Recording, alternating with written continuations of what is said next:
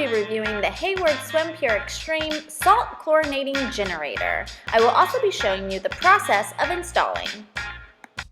This particular one is for 40,000 gallons or more. Let's talk about some of the benefits that this saltwater pool can bring for you. This generates the salt into a natural chlorine, which makes the water softer, silkier, and you'll have no more red eyes that you normally would have by the chemical of chlorine that you'd be pouring in if you didn't have a saltwater pool.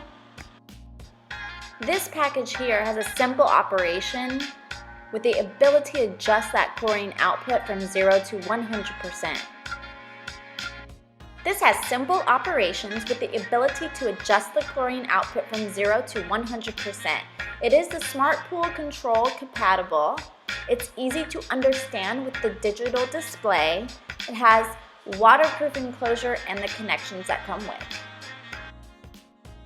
Here's the old unit. It is the same model, the SwimPure XTREME. It's just looking very weathered, and it actually stopped chlorinating, so we figured we would just go ahead and switch out the whole unit.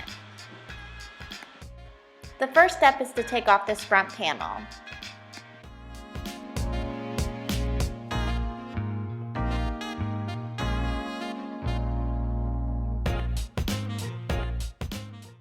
We now need to test the wires and the volts to make sure that we're wiring it up for the correct voltage. We're either going to look for a 120 or a 240.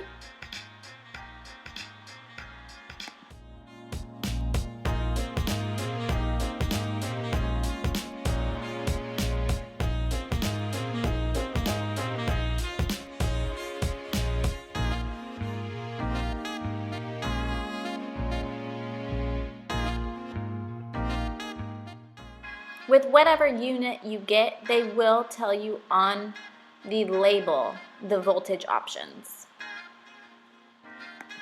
Now we've turned the power off, and we want to re-verify that there's no power going to it before we disconnect these wires.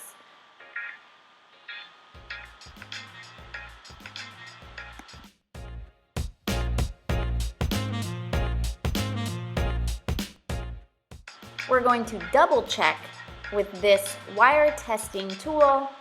You can test the wires. It will beep if it is a hot wire. Now that we have confirmed there is no electricity going to these wires, we will disconnect them. Little pro tip is to take a photo of the wires and of the system before removing it, so that when you go back in, you'll remember which wire was where.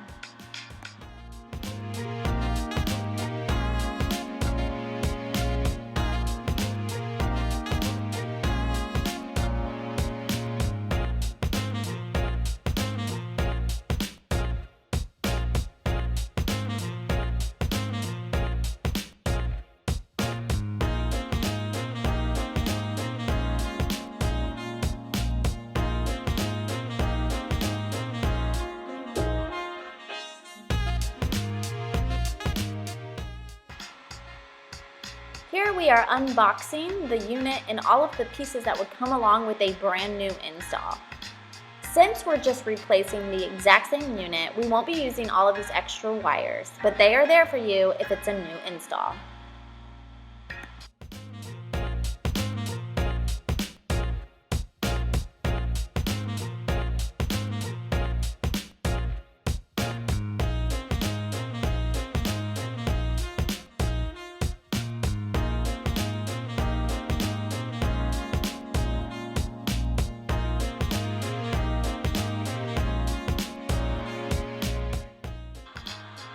Now it's time to reinstall.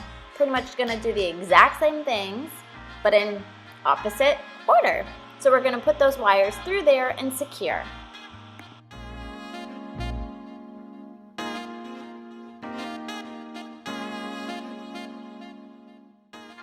Now we're to the rewiring section.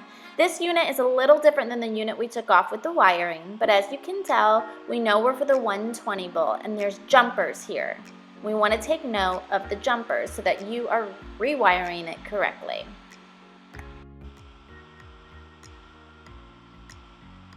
These are the jumpers that are installed. We're going to want to take those out and reuse them accordingly.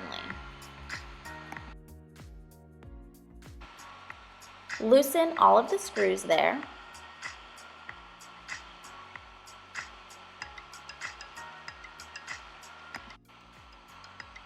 These are the jumpers that were in there, and because we know we are wiring for 120, the example says to put a jumper on the top two and another jumper on the bottom two.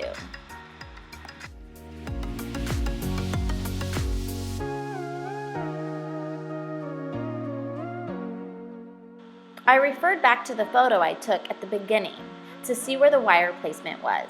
The red wire was on top and the black wire was on bottom. You're going to want to secure the red one first behind that screw and jumper. Tighten the screw and give the wire a little tug. Now we're going to install the black wire on bottom behind the jumper and the screw. Tighten and give the wire a little tug. Once you have both wires secured, you want to go back through and tighten all 4 screws. And now we finish off with the green wire, which is the ground, and it attaches to a screw at the back of the unit.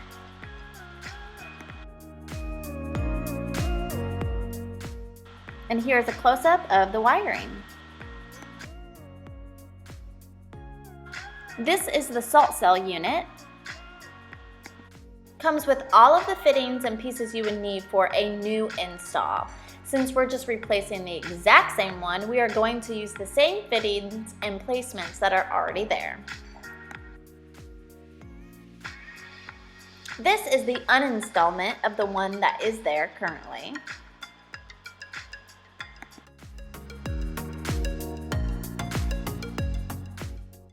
This little gadget right here is what communicates with your panel on how much your water is being chlorinated. We are going to replace this old one with the new one that came with the unit just to ensure that it's getting the correct readings.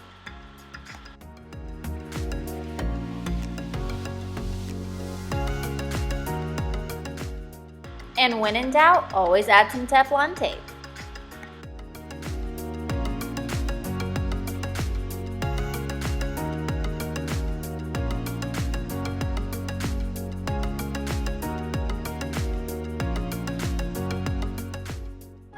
With this little piece, you got to make sure that that arrow is going with the flow of the water. So you want to make sure you turn that so that your water is getting the correct reading on your panel.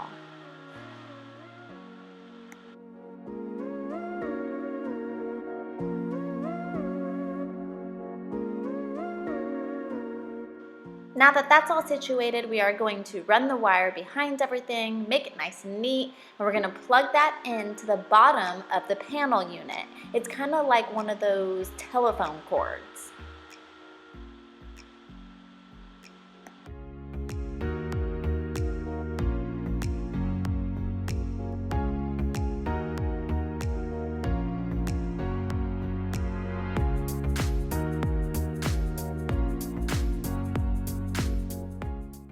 Now on to installing the new salt cell.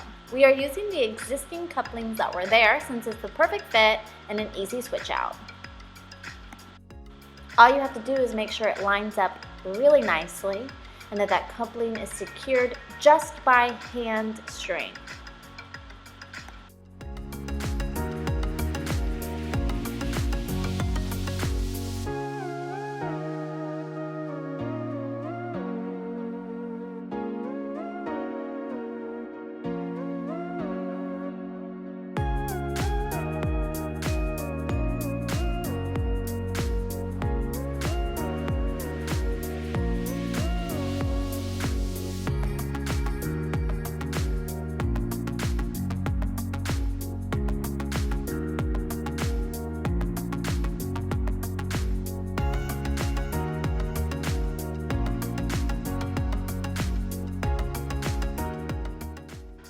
Do not plug it in yet. I will show you here shortly when you're supposed to plug it in and why we wait.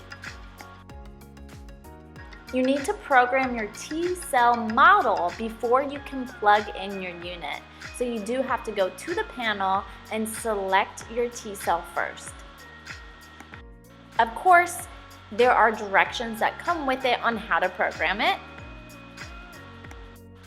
It's a simple process, and as you can see here in the directions, it's just a couple of steps that you can do. You hit the program button and it should pop up already in the T-cell that you're currently using, which ours is a T15, as you can see on the screen there.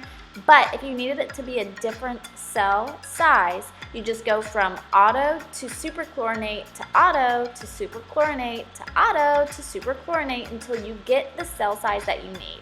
And it's as simple as that. Once that process is completed, you can plug in your salt cell.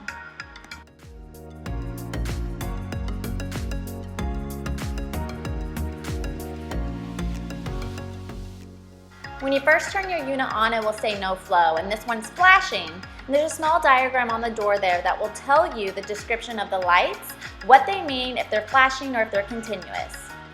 It went off because it was just a time delay of something that happens on the panel, and now it's generating.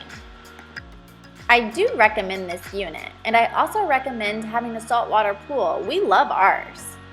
If you've ever wired up a light fixture of any kind, I do believe that you could also install this unit. If you enjoyed this video, please subscribe and hit that like button.